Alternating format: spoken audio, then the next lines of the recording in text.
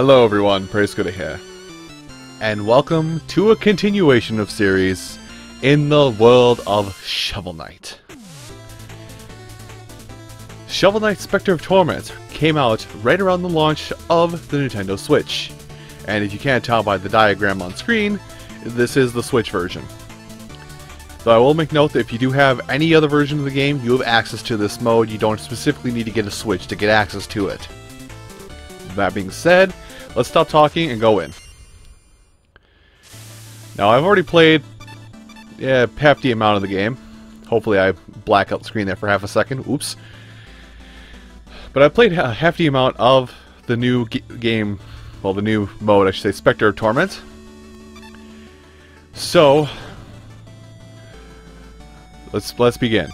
Now, as if you read there, you caught it. It was Specter of Torment, a gloomy prequel to the story of Shovel Knight. And it is a prequel, and I'll talk more about that after the prologue, as soon as I can get done here. So, let's head in.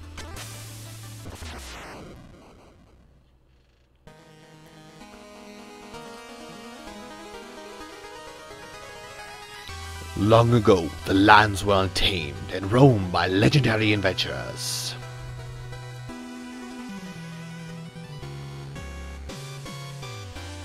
But although the land is peaceful, for some, freedom is a far-gone memory.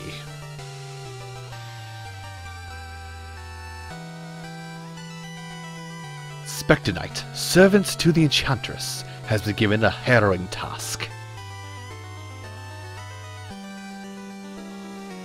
He must recruit a group of knights and form an invincible order.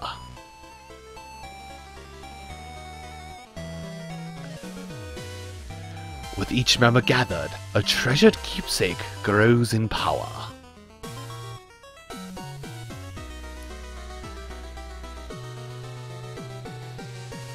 An artifact that can restore his humanity, but only when his task is completed.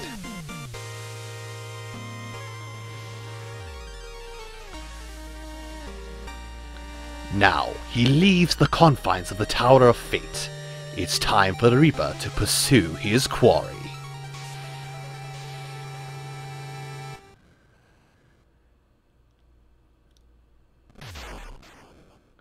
As the story would suggest, Specter of Torment takes place before the actual time of Shovel Knight itself. I also would like to point out that the music in this is going to be amazing, because they pretty much redid the entire soundtrack.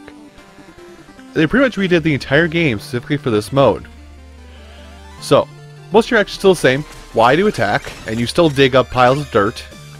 But, as you can see, Specter Knight, oddly enough, does not jump nearly as high as Shovel Knight does. But, well, any of you fans of Ninja Gaiden?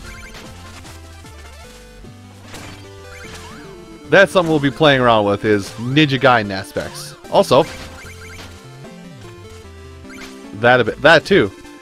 So, okay, a better explanation, because the game is getting us more into it.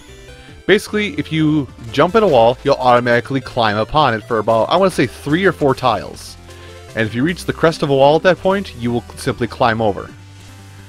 But if a wall is covered in moss or in other materials, which I'll make sure to point out, let's say, hey, not climbable, you cannot go on at all. So you gotta use wall jumps a little bit.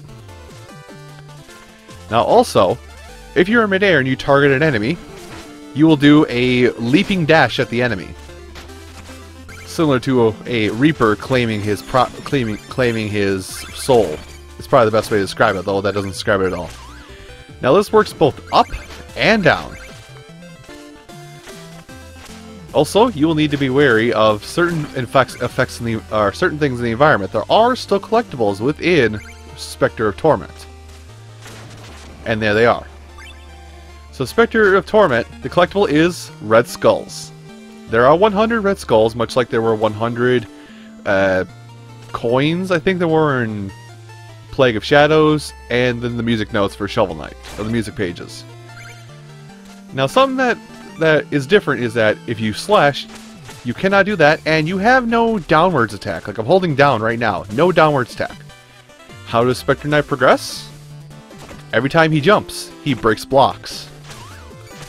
The game is going to use that in very unique ways. Ah yes, and this is the game basically shoehorning the whole fly through the sky mechanic. If you have something like this that it doesn't break, you can target it multiple times and basically chain it. Simple? Actually, wait, I gotta go down here. Hold on. I'm gonna slash at random spots on the wall because I've only done a complete playthrough of this once, so I might still be looking. I might still look for little secrets and doodads. But what I will say is, in comparison to Shovel Knight and Plague Knight, Specter Knight gives you far too much gold. Like, really, it's almost terrible how much extra gold you get. Anyway. Now remember this dragon friend? That's kind of illustrating a point that I'm going to be... Well, I'm personally going to be trying to... having to do... It's going to be a little hard for me to do while I'm playing live. But Specter of Torment... It is attacking... Just flailing the attack button... is not how you want to do things in this mode. You basically want to get down a rhythmic sense of timing when it comes to doing a lot of your air slashy doos and attacks. So you're going to need to learn a rhythm. It's like I've been saying that almost annoyingly, you need to get a rhythmic sense of timing with this game. And I'm going to do this and that, and then get some golds. Now I believe in the planes, because this is the planes from that basically every character starts out in, Shovel Knight and Plague Knight included. Oops, I almost missed something. In the plains, or here in the plains, there are 5 red skulls for you to obtain. I think it's 5. Maybe it's more. Also, don't be afraid to try and jump for really low lips of ledges. You should be your persistence will be rewarded in some way. Also, get used to me, A, being silent, and B, me, well, still being silent. Because even though it is Shovel Knight at its core, it is actually a lot harder. I would almost call this like, you know, how everybody has their DuckTales and their, everybody has like their DuckTales game they like, and Mario, I would say DuckTales for Shovel Knight and Mario somewhat for Specter Knight. This game, I would treat more like Ninja Gaiden than anything.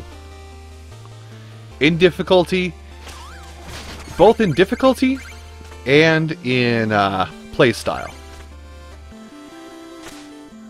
So it's good to see that even though we're in an age where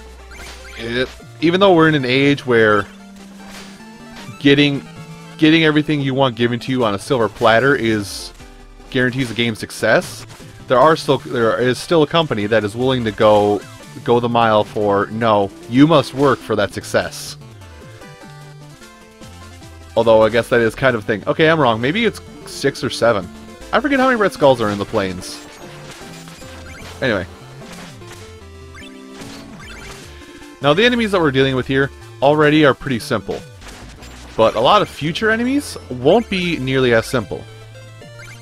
Because given that you don't really have a lot of attack options, you can't like pogo and then switch over to a normal slash very easily. You have a mid-air slash that bounces you really far backwards if you don't kill the enemy, and then you have your normal slash, which, yes, is longer range than Shovel Knight's attack. You're still vulnerable. Anyway, these right here, these chests right here are not your sub-weapons.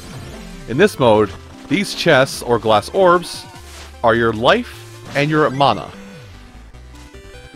So it's kind of working the other way around, where you don't get your power-ups and levels, you get your mana and levels. Anyway, like this I was talking about right here, you gotta be careful, because you can quite easily screw yourself over if you don't leave yourself enough spacing to land and then turn around and attack. Alright. Now we gotta play the patience game. Oops. And now we get to beat up a dragon. Oh boy, dragons.